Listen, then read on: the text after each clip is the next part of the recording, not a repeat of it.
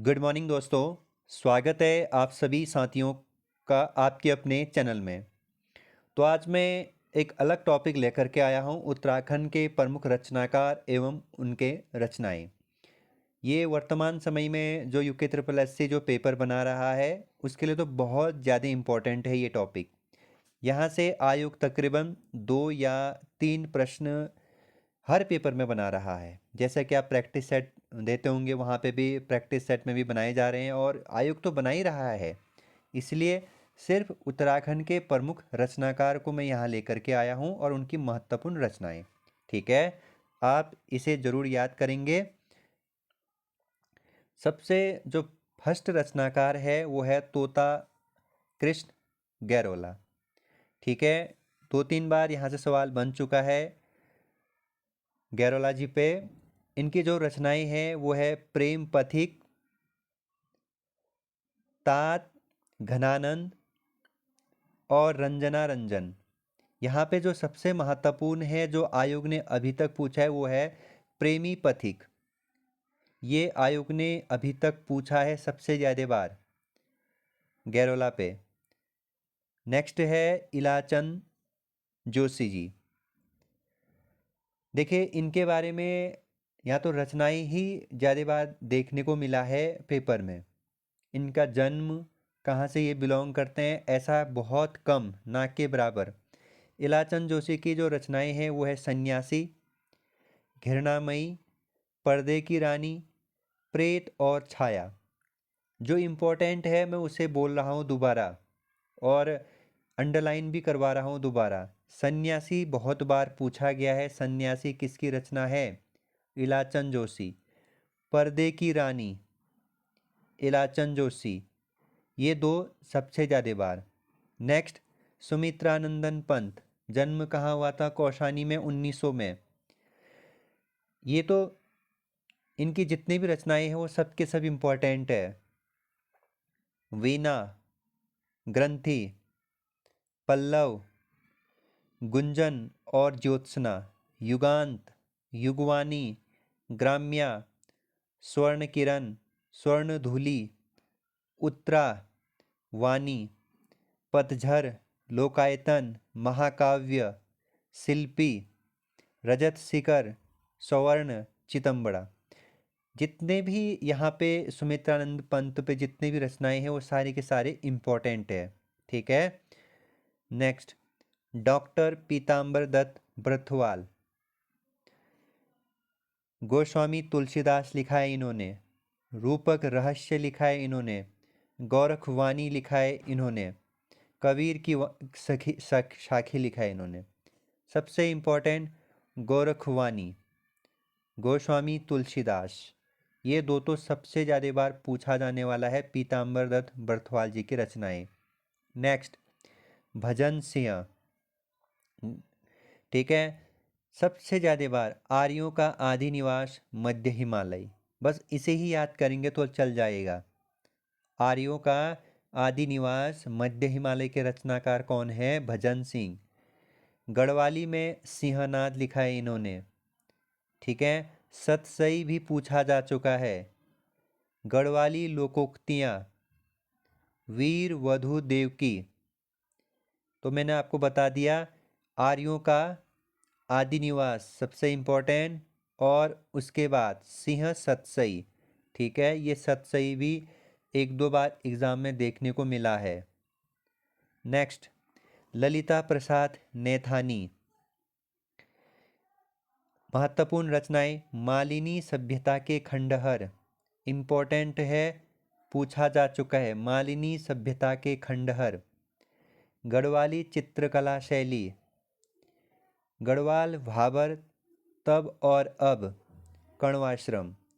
देखो यहाँ पे आपसे एक तो सिंगल प्रश्न बनता है कई बार कि मालिनी सभ्यता के खंडहर के रचनाकार कौन है, या फिर सबसे ज़्यादा आजकल वर्तमान में मिलान करिए में सवाल पूछ रहा है। तो इसीलिए आपको 4 राइटर 4 किताब दे देंगे वहाँ पे। ठीक है। नेक्स्ट चंद्र कुंवर बरतवाल, बहुत ज़्यादा इम्पोर्टेंट। काफल पाको, ठीक है, गीत के रचनाकार भी है और हिंदी के सर्वश्रेष्ठ गीत के रूप में पहचान दिलाई इन्होंने। तो काफल पाको ये रचना किसकी है? चंद्र कुंवर बरतवाल जी की। एक ही याद रखना है। नेक्स्ट, मोहनलाल बाबुलकर, हिमालय के वरदान लिखा है, मिट्टी में सोना लिखा है, दहेज, पशुधन, सूरजमुखी की खेती, अंधेरे से उजाला, ये इनके द्वारा लिखे गए महत्वपूर्ण रचनाएं हैं। इसमें से जो इम्पोर्टेंट है वो है पशुधन और हिमालय के वरदान। हिमालय के वरदान को आयोग ने 2 बार पूछा है। नेक्स्ट, शिवानंद नौटियाल, शिवानंद नौटियाल की जो रचनाएं हैं वो है गढ़वाल के लोक नृत्य, तपोभूमि गढ़वाल। ठीक है। नेक्स्ट, डॉक्टर उमाशंकर सतीश, सतीश नाम से भी इन्हें जाना जाता है, doctor Umashankar. A linguistic study of Jaunsari, महत्वपूर्ण प्रश्न है, इंपॉर्टेंट लगा दीजिएगा, वेरी इंपॉर्टेंट। हद से भी ज़्यादा बार पेपर में आयोग पूछ चुका है। नेक्स्ट, लीलाधर जगूरी, ये तो भाई क्या कहूँ अब। ठीक है, जो इम्पोर्टेंट है वही बताऊंगा। महाकाव्य के बिना, ठीक है, सखामुखी या शंखमुखी, शंखमुखी शिखरों पर, अनुभव के आकाश में चांद, बची हुई पृथ्वी, नाटक जारी है, भय भी शक्ति देता है, घबराए हुए शब्द, इस यात्रा में, रात अब भी मौजूद है, महाकाव्य के बिना। जो सबसे ज़्यादा बार पूछा गया है, एक तो इस यात्रा में, रात अब भी मौजूद है। ठीक है, घबराए हुए शब्द,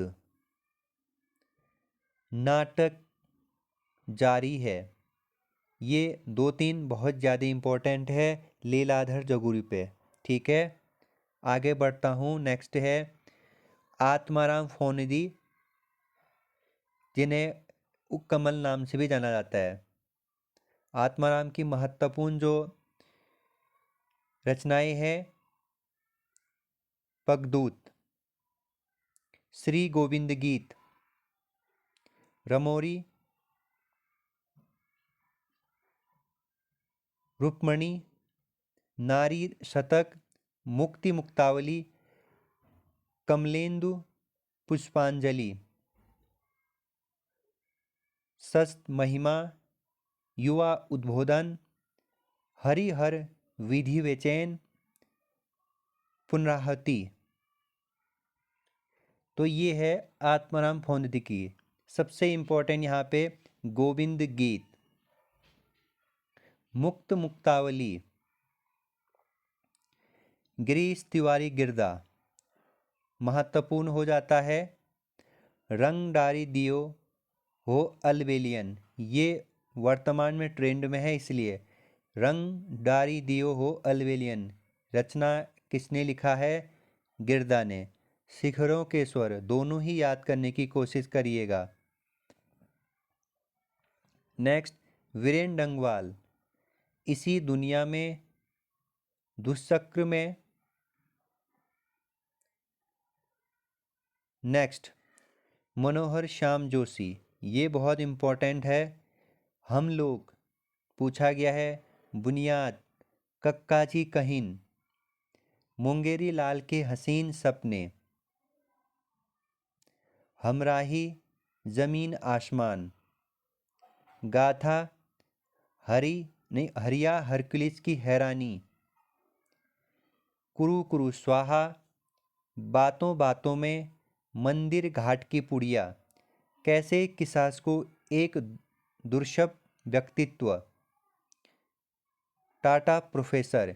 यहाँ पे जो सबसे इम्पोर्टेंट है वो है हम लोग, कक्काजी कहीन, मुंगेर लाल जी के हसीन सपने, हरिया हरकुलिस की हैरानी, कुरु कुरु स्वाहा, कैसे किसास को। ये सबसे ज़्यादा बार पूछे जाने वाले रचनाएं हैं। नेक्स्ट है, लास्ट होगा ये दोस्तों, गोविंद चातक। ठीक है, गोविंद चातक, केकरे, काला मुंह, दूर का आकाश, बांसुरी बजती रही, लोक संस्कृति का संदर्भ, मध्य हिमालय, मध्य पहाड़ी, भाषा का शास्त्रीय अध्ययन। यहाँ पे जो सबसे इम्पोर्टेंट है, बांसुरी बजती रही, लोक संस्कृति का संदर्भ, मध्य हिमालय, ये आयोग ने अभी तक इन रचनाओं को पूछा है। ठीक है, गोविंद चातक पे। तो ये उत्तराखंड से संबंधित रचनाकार थे जो महत्वपूर्ण आप लोगों के परीक्षा के लिए हो जाता है। जो जो इम्पोर्टेंट बोला, जो जो अंडरलाइन किया, उसे आप याद करने की कोशिश ज़रूर करिएगा। हो सके तो इसे लिख लीजिएगा।